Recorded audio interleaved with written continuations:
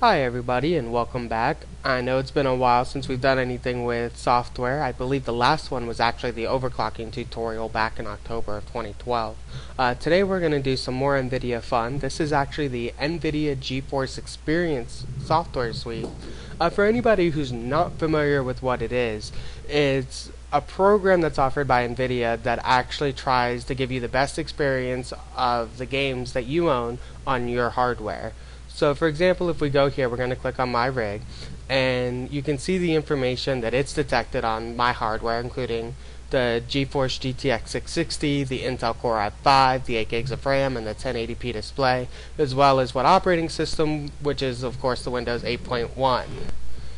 If you go over here, it'll show all the games that I have currently installed on this particular computer, and whether or not each one's actually optimized. That of course is what this little check mark is that you see next to them.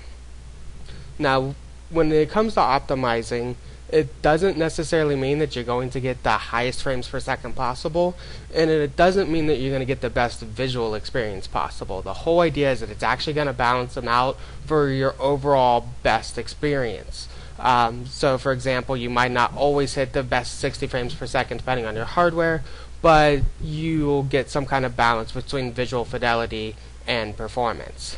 One of my favorite things about this, especially, is if you're not sure on what some of the settings are in your games, which I know is really common with computer games, if you highlight over one of them, you can actually see what it is. So in this case, tessellation increases the number of polygons and objects and people, making them appear more realistic by adding additional detail.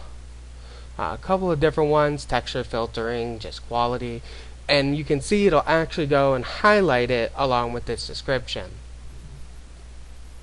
Now, one of the new things that they've come out recently with Nvidia Geforce Experience is the streaming to the Nvidia Shield. If anybody has one of those, you're really familiar with this software then. I personally, unfortunately, don't have a Shield, so I had never been able to try it.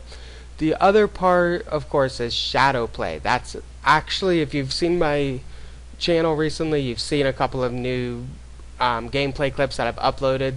All the ones I have going forward have been testing out the ShadowPlay. I will do a video coming up a little bit more on the ShadowPlay with like some test footage and everything from it. Just for now, overall I'm very impressed with it, especially with the latest update just this past week. Fixed pretty much the only concerns I had with it. Works wonderful. So if you're interested in doing your own like gameplay videos or anything like that, definitely something to look at. Another thing that's fantastic if you're not a big techie but you still want to have the best performance possible is your driver updates. This is one of those things that a lot of people really complain about when it comes to PC gaming, is trying to keep all your drivers for like your best ones for different games.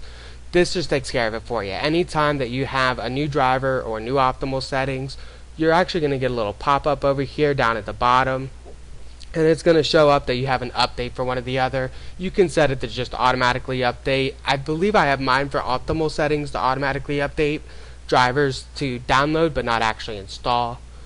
Mostly just because I'm one of those people that gets a little nervous whenever a new driver comes out, just in case.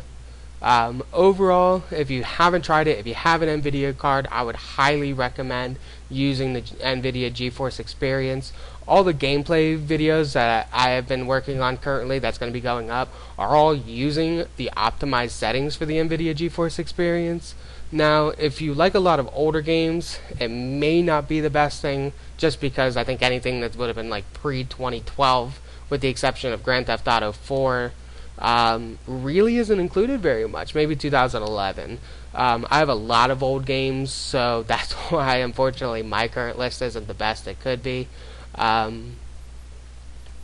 going forward, at least new titles, Tomb Raider, all those other ones coming out. I know we just had a whole bunch released and I'm completely drawing a blank on them, but all the new games coming out have been really well supported coming from Nvidia.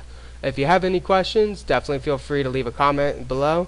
And if you want to see any of the new videos I have coming up regarding ShadowPlay, ShadowPlay captured clips, or anything like that, definitely subscribe.